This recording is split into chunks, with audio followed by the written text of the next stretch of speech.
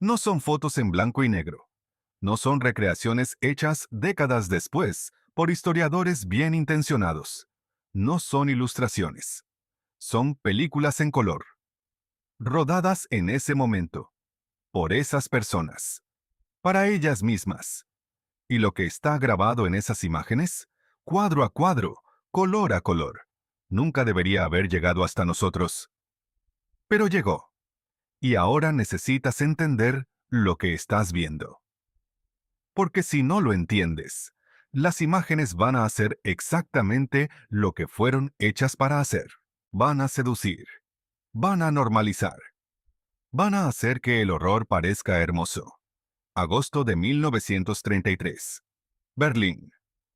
7 meses después de que Adolf Hitler tomara el poder, las formaciones de las SA marchan con precisión quirúrgica por la puerta de Brandeburgo.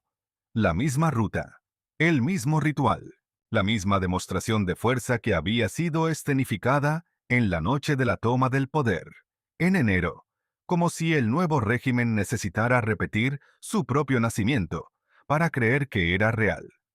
Pero esta vez, alguien estaba filmando en color. Película en color de 35 milímetros. Una rareza cara.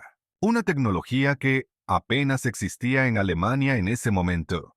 Reservada a experimentos, a entusiastas adinerados, a pioneros dispuestos a gastar fortunas por imágenes que la mayoría de la gente jamás vería. Alguien decidió que ese día necesitaba ser recordado con todo su color, con todo su brillo, con todo su orden perturbador.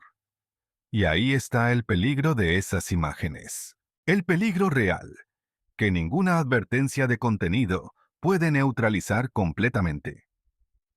Porque cuando ves el Tercer Reich en blanco y negro, parece distante. Parece historia antigua.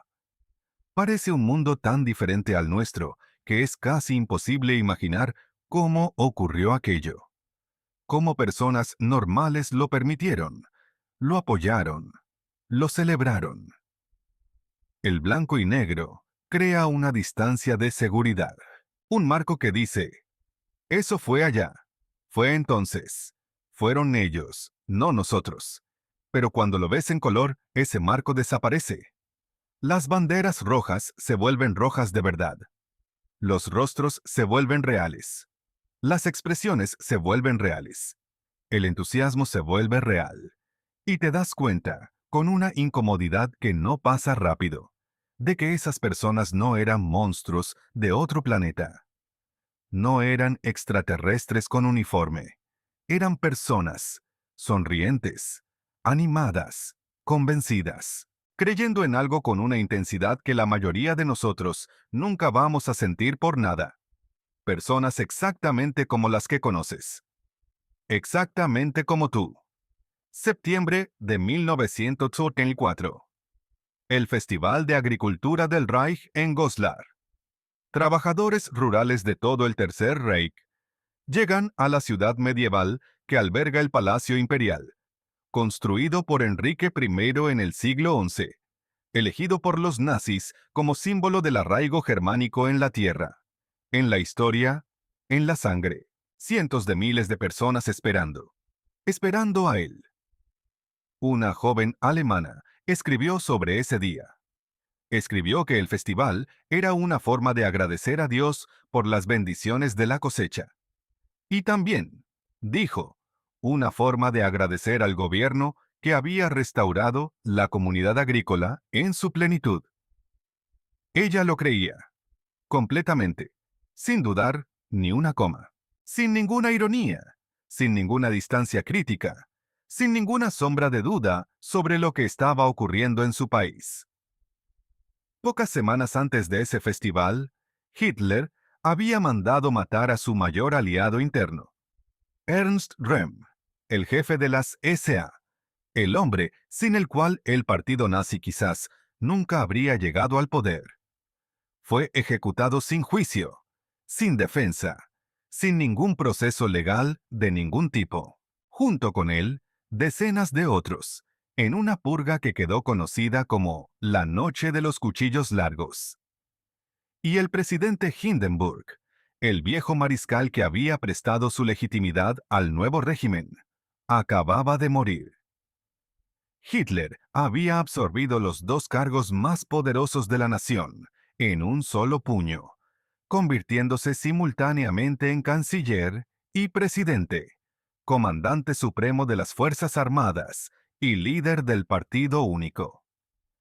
Nadie en la multitud de Goslar parecía importarle, o quizás no lo sabían todo, o quizás lo sabían y preferían no pensar, o quizás lo sabían, lo pensaban y decidían que valía la pena, que el precio era aceptable, que el orden, la prosperidad, la grandeza nacional valían cualquier cosa que hubiera que pagar. Esa es la pregunta que estas imágenes en color nos obligan a hacernos. Y es una pregunta mucho más incómoda que cualquier cosa que el blanco y negro haya logrado provocar.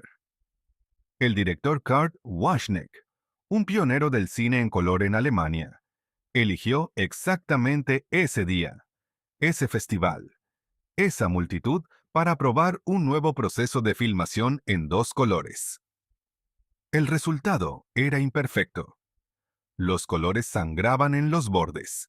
Los tonos rojos lo dominaban todo, tiñendo los rostros, los uniformes, los cielos con un calor artificial que parecía fiebre. Los azules desaparecían. Los verdes mentían. Pero había algo profundamente perturbador en esas imágenes mal calibradas, en esos colores que no eran exactamente los colores correctos, pero eran lo suficientemente cercanos como para crear la ilusión de presencia. Parecían demasiado reales para ser propaganda y demasiado artificiales para ser verdad, exactamente como el régimen que retrataban. Un crítico que vio el resultado cuando la película fue presentada a la prensa en diciembre de 1934, dijo que el experimento no podía compararse con la naturaleza. Otro elogió la calidad de las filmaciones de los trajes tradicionales. Dos hombres mirando lo mismo y viendo mundos diferentes. Dos hombres cuyos juicios, cada uno a su manera, estaban completamente equivocados sobre lo que esas imágenes realmente significaban. Un periodista suizo llamado Konrad Warner estuvo presente ese día en Goslar. No escribió sobre ello de inmediato. Esperó. Escribió en 1944, cuando ya sabía en qué había terminado todo aquello. Cuando ya era posible ver el arco completo de lo que había sido apenas un festival de cosecha, en un día de septiembre de una década antes. Describió la llegada de Hitler, la caravana de coches aproximándose por la llanura de abajo, y entonces el sonido. Miles y miles de voces estallando en un grito único que bajó por la colina como un huracán. Las mujeres se empujaban. Querían tocar su mano.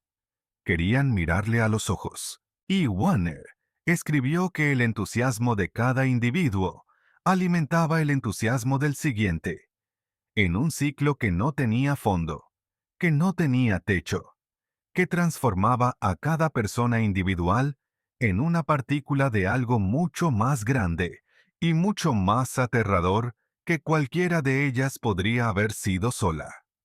Lo escribió en 1944, 10 años después, cuando ya había campos de exterminio funcionando a plena capacidad, cuando ya había ciudades europeas enteras reducidas a escombros, cuando el huracán, que bajó por esa colina en Goslar, había barrido un continente entero y matado a decenas de millones de personas. Escribió sobre ese sonido como alguien que todavía no podía entender completamente cómo un sonido puede ser el comienzo de todo eso. Mientras tanto, lejos de los festivales y los mítines, en la vida cotidiana de una Alemania que necesitaba creer que estaba mejorando, un confitero llamado Kurt Leffelt salía con su cámara los días libres, por las calles de Hamburgo. Era un entusiasta del cine amateur, Prefería película americana. Kodak, desarrollada desde 1935, comercializada también en Alemania, a un precio que no era barato, pero que un maestro confitero exitoso podía costear si quería. Y él quería. Entre mayo y septiembre de 1938, Leffeld recorrió el puerto de Hamburgo con su cámara, documentando los almacenes, las grúas eléctricas, los estibadores, los barcos que llegaban y partían, imágenes de una ciudad que había sido devastada por la Gran Depresión, que había visto su flota mercante desactivada y sus astilleros despedir trabajadores en masa, y que ahora respiraba de nuevo, que volvía a funcionar, que volvía a sentirse grande. Los contratos de rearme naval que el régimen distribuía habían reabierto los astilleros. En 1936, los 6 mayores astilleros de Hamburgo empleaban casi 20.000 personas nuevamente. Leffeld filmó todo eso con el ojo de quien ama su ciudad, con orgullo genuino, con la satisfacción de alguien que ha visto lo peor y ahora ve lo mejor, sin preguntarse demasiado detalladamente a qué costo se había comprado ese mejor, con qué moneda, con qué sangre ajena. En el encuadre del Leffeld aparece el Wilhelm Gustloff, un lujoso crucero blanco, imponente, construido para ser el símbolo viviente de la sociedad sin clases que el nazismo prometía. El programa Fuerza por la Alegría, creado para llevar a trabajadores comunes de vacaciones subvencionadas por el partido, usaba el barco para cruceros a Noruega. Cualquier trabajador podía ir, siempre que se comportara adecuadamente, siempre que fuera el tipo correcto de alemán. Leffeld filmó el Wilhelm Gustloff con admiración. Con la misma admiración con que filmó las grúas y los almacenes y los estibadores. El barco aparece en el encuadre como una promesa de modernidad, de bienestar, de un futuro que estaba llegando. 7 años después, en enero de 1945, el Wilhelm Gustloff sería torpedeado por un submarino soviético en el mar Báltico, durante la evacuación caótica del colapso del Tercer Reich. Más de 900 niños morirían ahogados en las aguas heladas. Sería el mayor naufragio de la historia en número de muertos. Pero en 1938, en la cámara de Leffeld, el barco era simplemente hermoso. Leffeld inscribió su documental de 20 minutos en un concurso de cine amateur. Ganó el primer premio. Los jueces elogiaron la calidad de la filmación, la composición de los encuadres, la mirada sensible hacia la vida cotidiana del puerto. Nadie mencionó lo que esas imágenes también eran, sin saberlo. El retrato de una economía de guerra disfrazada de prosperidad, filmada por un hombre que creía honestamente que estaba viendo un renacimiento. En septiembre de 1937, el piloto personal de Adolf Hitler, Hans Baur, había apuntado su cámara en color hacia un espectáculo diferente. La visita de Estado de Benito Mussolini a Berlín. Frente a la Universidad Técnica, Hitler organizó una demostración de las tradiciones militares prusianas para su aliado italiano. Una demostración que era también un mensaje. Mira lo que hemos construido. Mira lo que somos ahora. Mira lo que podemos hacer. Baur filmó desde una de las últimas filas del palco VIP. Discreto, casi invisible, un hombre con una cámara en una multitud de dignatarios, registrando lo que los noticiarios oficiales también registraban, pero desde un ángulo diferente, con una intimidad diferente, sin el peso de la propaganda, pero también sin la distancia del periodismo. Solo un hombre que estaba ahí y quería guardar lo que estaba viendo. El desfile duró 3 horas. Armamentos de todo tipo. Tanques, artillería, aviones sobrevolando en formación perfecta, y el paso de ganso, la marcha prusiana de piernas extendidas que se había convertido en la firma visual del poder nazi. Mussolini quedó tan impresionado con el paso de Ganso que, al volver a Italia, ordenó a sus propios soldados aprender a marchar de la misma forma, como si la geometría del paso pudiera transferir la sustancia del poder. Hitler miraba con la expresión de alguien que acaba de demostrar algo al mundo entero. ¿Qué había esperado años para poder demostrar? Volvemos a ser alguien. Hemos derribado el Tratado de Versalles. Tenemos las mismas armas que nuestros adversarios. Quizás las nuestras son incluso mejores. Esas imágenes de Baur fueron declaradas perdidas después de la guerra. Desaparecidas. Destruidas, se suponía, en el caos del colapso del régimen. Reaparecieron en 1988, 43 años después, en el legado de un ex soldado americano de Tennessee llamado Herbert St. Gohar. Como jefe de una unidad de traducción del Servicio Secreto Americano en Múnich, en mayo de 1945, había descubierto dónde estaban escondidas las películas en color del piloto de Hitler, enterradas en secreto. Las desenterró, las envolvió, las llevó a Chattanooga, Tennessee, y las guardó en silencio por más de 4 décadas, sin contárselo a nadie, sin explicar por qué, sin dejar ninguna nota sobre lo que pretendía hacer con ellas. ¿Por qué lo hizo? ¿Por qué un hombre pasa 40 años guardando en casa las películas personales del piloto de Adolf Hitler? Esa pregunta nunca fue respondida. Sankt Gohar murió sin explicarlo. Y el silencio en torno a esa pregunta es, él mismo, un tipo de archivo. Febrero de 1938. Un cineasta amateur en Nuremberg filma un desfile de carnaval. La cámara captura disfraces coloridos, músicas, confeti cayendo, rostros sonrientes, niños en los hombros de sus padres para ver mejor. Un periódico nazi local publicó esa misma semana un editorial sobre el evento, describiendo el espíritu de solidaridad de la gran comunidad étnica alemana. La alegría que el Estado Nacional Socialista proporcionaba como un regalo a su pueblo. La prueba de que incluso en los momentos festivos, la unidad del Reich era absoluta y espontánea. En uno de los carros alegóricos del desfile, caricaturas de judíos colgadas de horcas. No en un panfleto clandestino, no en un evento de partido cerrado al público, en un desfile de carnaval, en una tarde de domingo, ante familias con niños. Según los testimonios de quienes estaban presentes, el carro alegórico fue recibido con aplausos frenéticos. El cineasta amateur filmó todo. Había traído su equipo ese domingo con la intención de documentar las fiestas de su ciudad. Y documentó. Completamente, sin cortes, sin apartar la cámara. Lo que vio en el visor, lo filmó. Y lo que vio en el visor era el mundo en el que vivía. Normalizado, integrado, festivo, colorido. Esa es la función más oscura de estas imágenes amadoras. No fueron hechas para documentar el horror. Fueron hechas para documentar la vida cotidiana.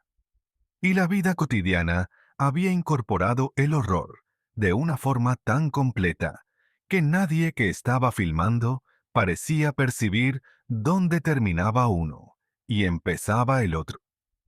En Quedlinburgo, también en 1938, un miembro de las SS filmó en color la visita de Heinrich Himmler a la ciudad.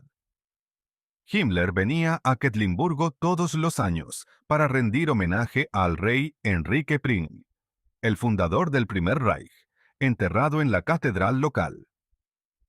El jefe de las SS había transformado la catedral medieval en un santuario nacional, en un templo de una religiosidad pagana teutónica que estaba intentando construir para sustituir al cristianismo, que consideraba débil e incompatible con el espíritu germánico. La cámara registra a Himmler caminando entre filas de oficiales de las SS con uniformes negros, serio, casi reverente, como un sacerdote realizando un rito que tiene un significado inmenso y personal. Un hombre con creencias profundas, con una visión del mundo elaborada, con objetivos que perseguía con la dedicación metódica de un gestor ejemplar. Ese hombre estaba planeando el exterminio de un pueblo entero. Y la cámara del miembro anónimo de las SS registra solo a un jefe visitando una ciudad, solo a un hombre ante una tumba, solo una ceremonia. Eva Braun filmaba todo. La amante secreta de Adolf Hitler era una fotógrafa y cineasta amateur de talento genuino. Editaba sus películas en color con cuidado, montando secuencias, eligiendo las mejores tomas, creando programas de cine que se presentaban en las noches del Berghof, la residencia montañosa de Hitler en los Alpes bávaros, para el círculo íntimo del dictador. Documentó las montañas, los lagos, los picnics, los perros corriendo por los jardines, las risas, las fiestas informales, los momentos en que esas personas eran simplemente personas, sentadas al sol, tomando té, contando chistes. Y en medio de todo eso, el hombre más peligroso del siglo XX, relajado, humano, dándole una palmada en la rodilla a un amigo durante un chiste, jugando con un perro, mirando el paisaje con una expresión que cualquier persona reconocería como paz. Eva Braun tenía acceso a lo que ningún equipo de cámaras profesional jamás tuvo. Vivía allí. Era parte de aquello. Y su cámara era tan familiar para todos que nadie cambiaba de postura cuando aparecía. Nadie ensayaba. Nadie actuaba para el objetivo.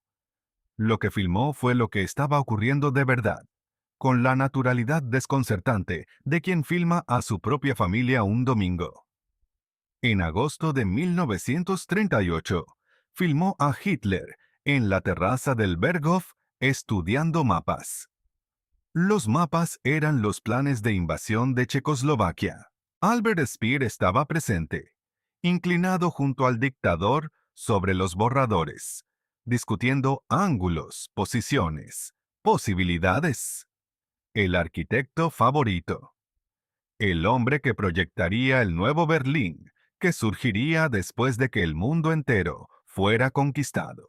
En esa terraza con vistas a los Alpes, los dos hombres pasaban horas juntos, que Speer describiría décadas después, en sus memorias escritas desde la prisión, como conversaciones principalmente estéticas, discusiones sobre arte y arquitectura.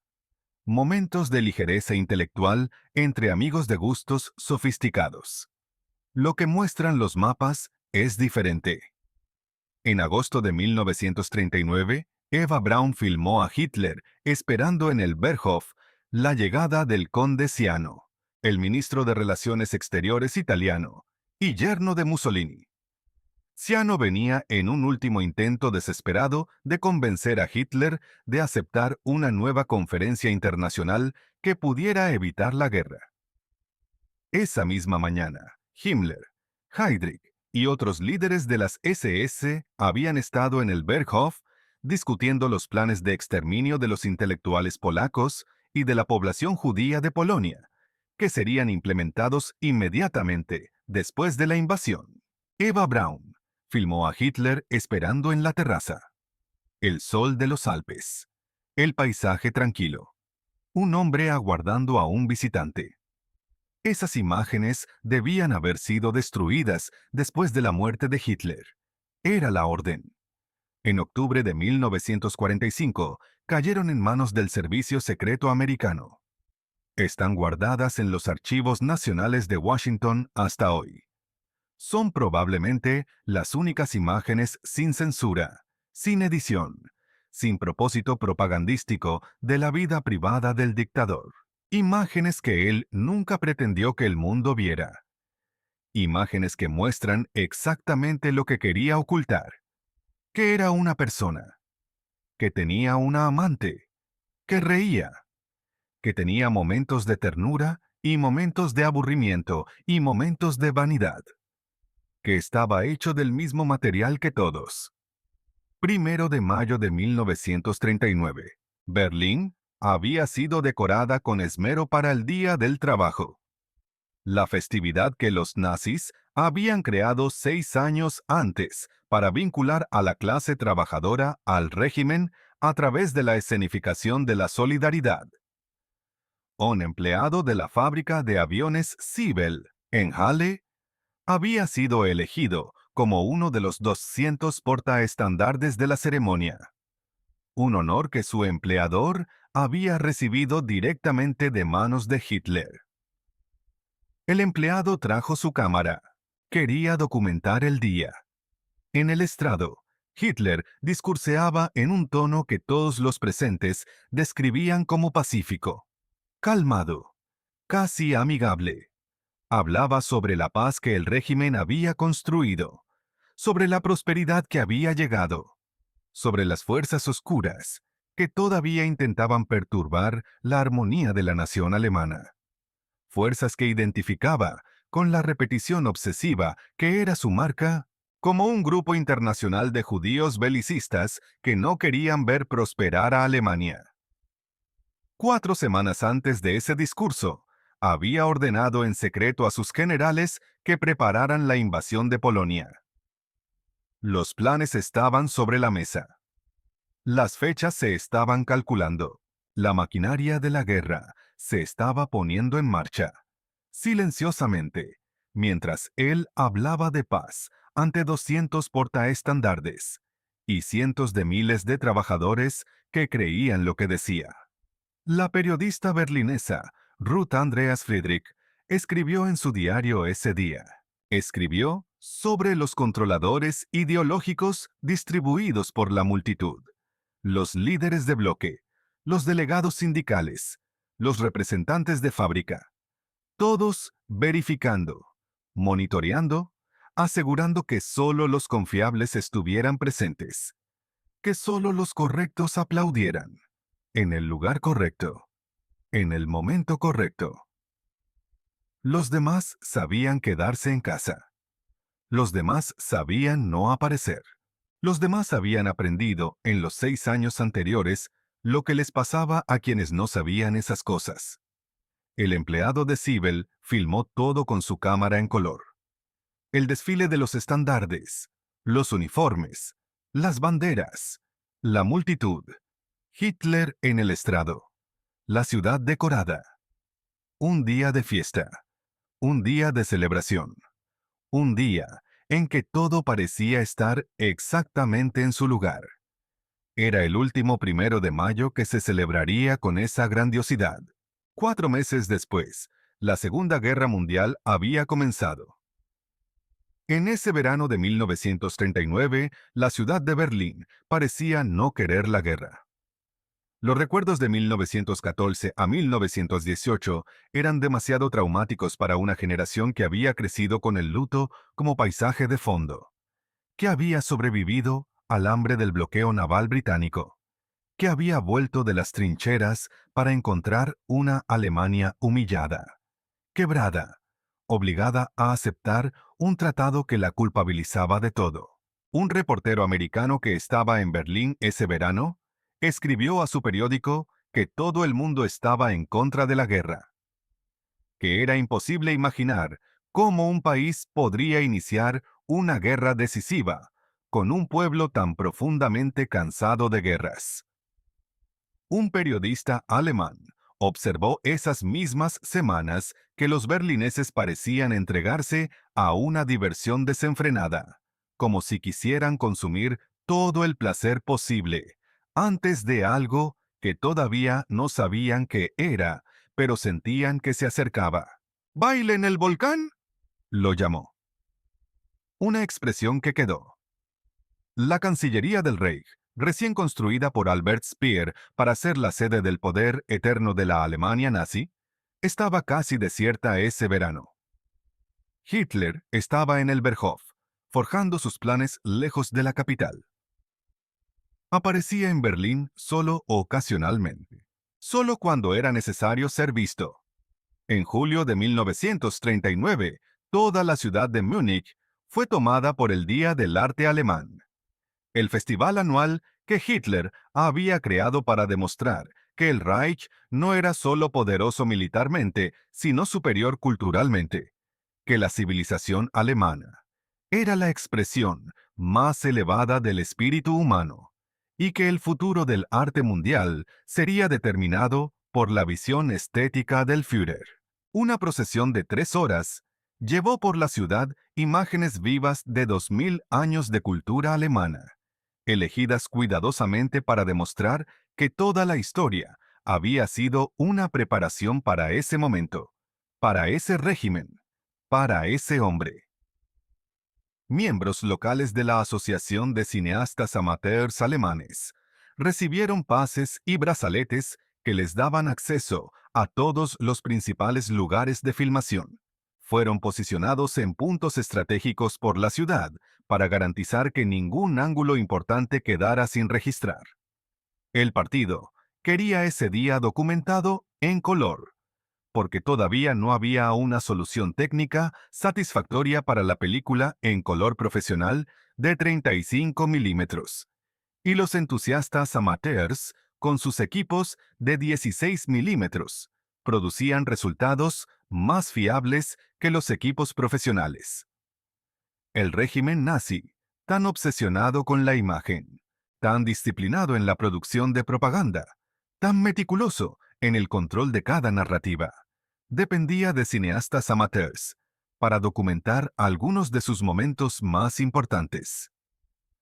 Había una ironía en eso que ninguno de los involucrados parecía percibir.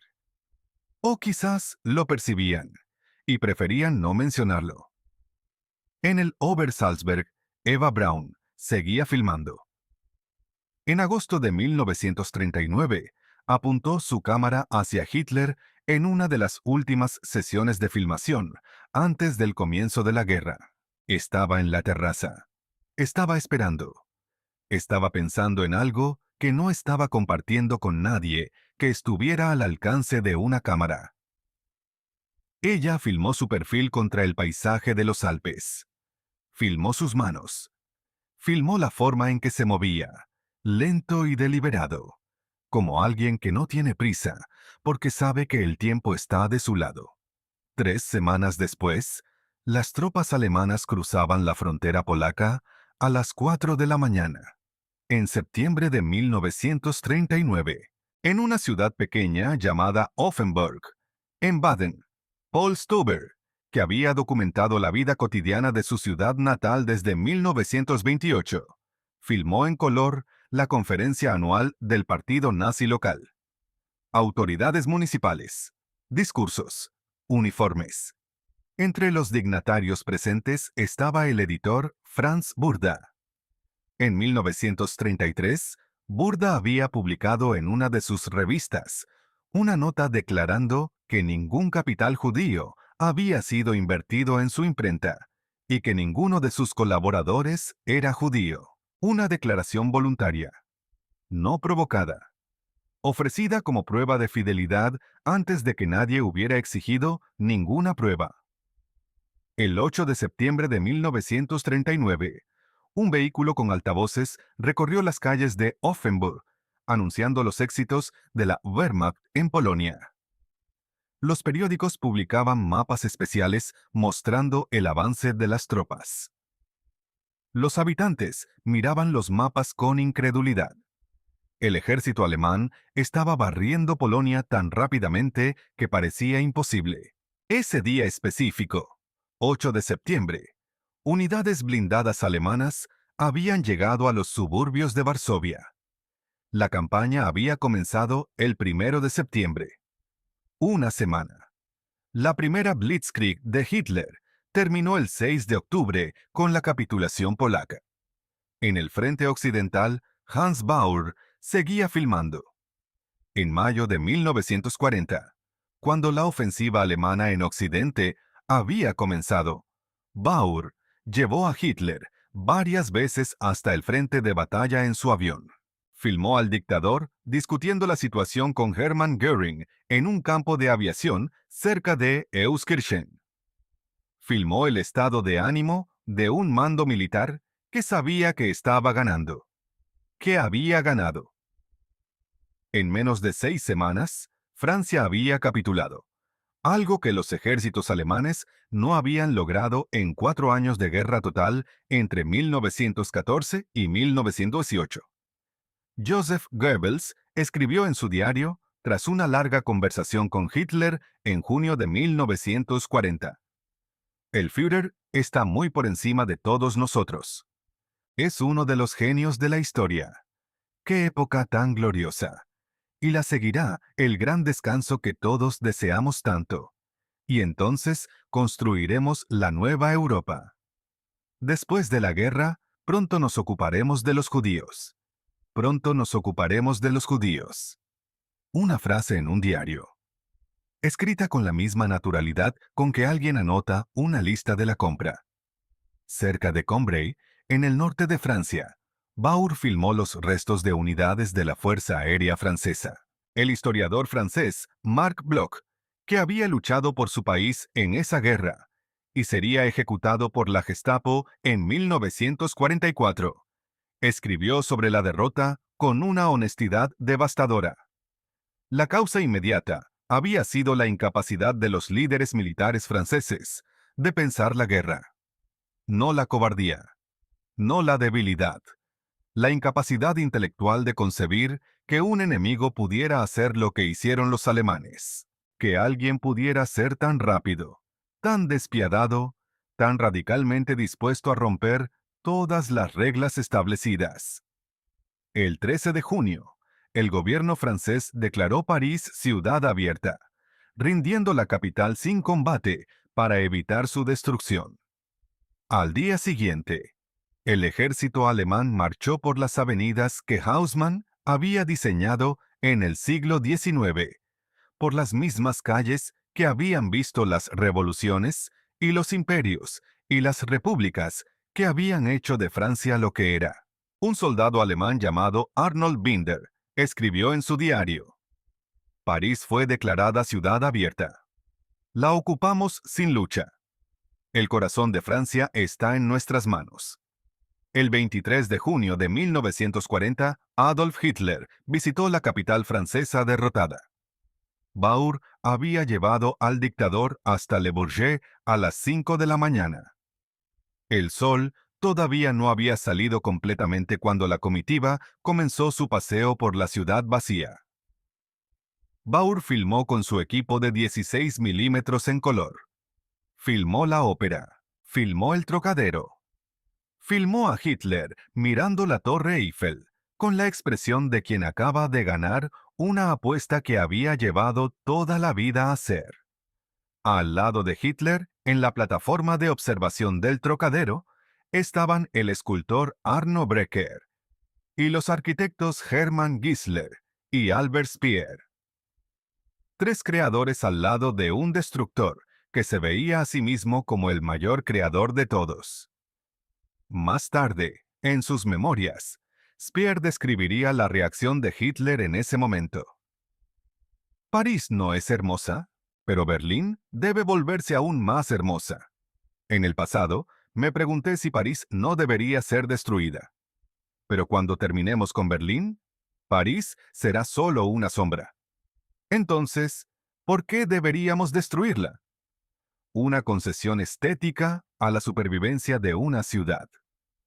Una ciudad sobrevivió porque un dictador pensó que era lo suficientemente hermosa para existir un poco más. En Les Invalides, Hitler se quedó parado durante un largo rato junto a la tumba de Napoleón. Lo que pensó en ese momento, nadie lo sabe. Ninguna cámara captura pensamientos. Ninguna película en color revela lo que está ocurriendo detrás de los ojos de un hombre ante la tumba del único conquistador que había llegado más cerca que él de dominar Europa entera.